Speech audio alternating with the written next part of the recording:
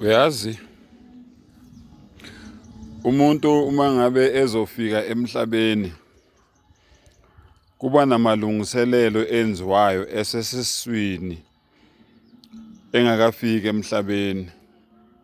Kuningi okwenzakalayo, ukudla akudlayo esiswini okudliwa uma wakhe, udrinki awuphuzayo esiswini ophuza uma wakhe. Kodwa inqobo neqiniso ukuthi uma wakhe mayengaphuza utshwala lo mntwana akaphuzi.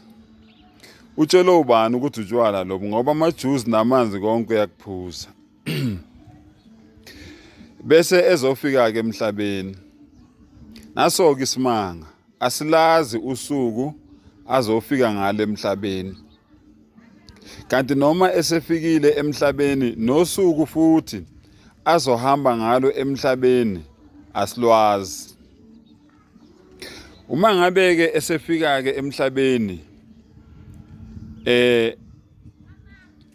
abantu azofikela kubo akabazi, kanti nabantu futhi abazobe bekhona emngcwabeni wakhe akabazi. Waze abayingcosana kodwa iningi elizobe likhona emngcwabeni wakhe akalazi. Uma ngabe efika emhlabeni uyagezwa, kanti noma futhi esehamba emhlabeni uyagezwa. Nabantu abazogeza futhi mawufika emhlabeni awubazi, kanti nalabo futhi abazogeza usuhamba awubazi futhi. Uma ngabe efika emhlabeni yena ufika ekhala, kangangokuthi noma engafika ethule amanesi ayamshaya esibhedlela ukuze akhale kuzokwazi ukuthi kuvuleka amaphaphu akhona ukuphefumula. Kodwa uma ngabe esehamba emhlabeni yena useyajabula noma useyasmile, abasele emhlabeni ibona abakhalayo. Kodwa lesikhathi efika emhlabeni abathola emhlabeni ibona ababejabulile yena ekhala.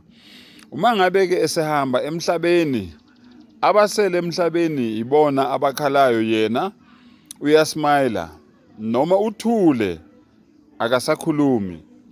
Njengoba mayefika emhlabeni wayethule engakhulumi baze bamshaya, kodwa babejabulile ayefikela kubo. Noma ngabe ke esehamba yena usethule bona bayakhala. Uma ngabe ufika emhlabeni uba ingane, ufika uyingane wenzelwa yonke into, kanti noma futhi usugugile usuzohamba emhlabeni kuba yiso leso futhi uphenduka ube ingane wenzele yonke into. Bafowethu, einsukwini zobusha bakho wokhumbula umenzi wakho, ukuze nawe uma ngabe sekufike isikhathi sokuthi uhambe emhlabeni akukhumbule naye umenzi wakho. Wa akhiru da'wana anilhamdulillahi rabbil alamin.